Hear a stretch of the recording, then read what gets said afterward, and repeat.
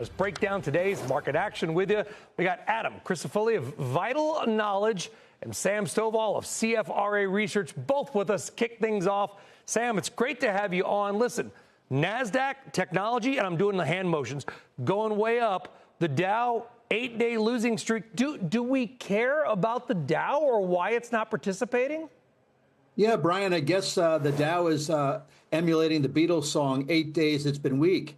But I think the focus primarily is on the very narrow market that we're seeing right now, which really is dominated by technology, consumer discretionary, also looking at communication services, et cetera. So right now we've been seeing the participation rate pretty much fall off the peak that we saw back in the end of November. 76% of the S&P 1500 sub-industries were above both their 50 and 200-day moving averages. Now that number is closer to 40%.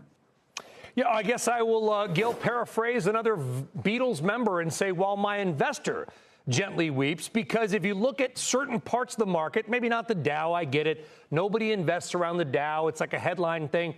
But if you weren't in big cap technology, you've done okay this year, but you're doing about as well as Europe. I hate to ask the same question for the millionth time, but can really the same couple of stocks continue to power us higher?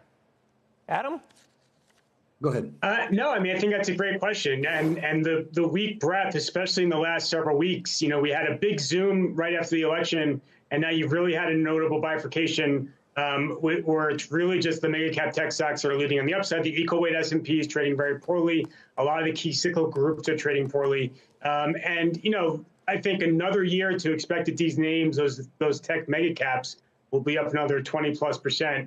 While the rest of the market lags. I think that's asking way, way too much. And so I think at one point, either the rally has to broaden or the entire equity market's going to be vulnerable on the downside. Adam, I'll go back to you. Why is it that you're very bullish? That's great. We like to hear it. We want stocks to go up, not to go down. Why so bullish, though? I mean, what's going to be the big driver of all the new money? Because stocks only go up when there are more buyers than sellers. No, so I think it's more of a broadening of the market versus kind of just a concentration in these several names. And I think the big driver of that is going to be, you know, just the healthy macro backdrop presently. So decent growth. We still have disinflation. We still have monetary support. Now, the disinflation and monetary support, they're not going to be as dramatic as they have been. The Fed easing pace is going to slow a lot. The CPI, the PCE, they're not easing from their highs as robustly as they had been. But they're still moving in the right direction. Growth is healthy right now. Earnings are healthy. And you still have some support from the incoming administration, especially on the regulatory M&A front. I suspect you're going to see a big explosion in M&A volumes in the coming year. Yeah, I guess, Sam, your job is you're paid for a lot of things, but you're also paid to worry. So there is no market without some fear. I mean, although it feels like this market is a market without fear, but you get my point. What is the risk? If you had to mark down the biggest risks heading into 2025, what would they be?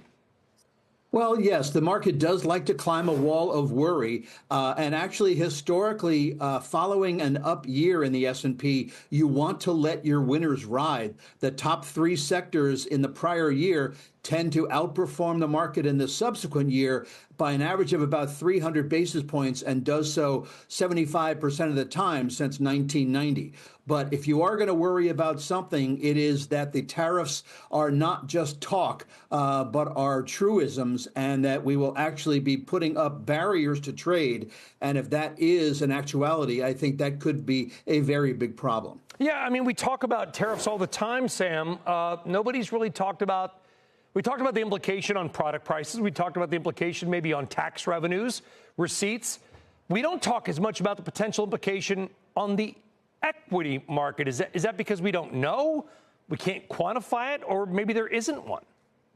Well, I think it's because most investors regard Donald Trump as a capitalist and therefore would really not want to knowingly undo the benefits of trade. And so I think he just wants to put it on an equal footing. And as a result, most people on Wall Street don't take him necessarily at his word, but rather at his intent.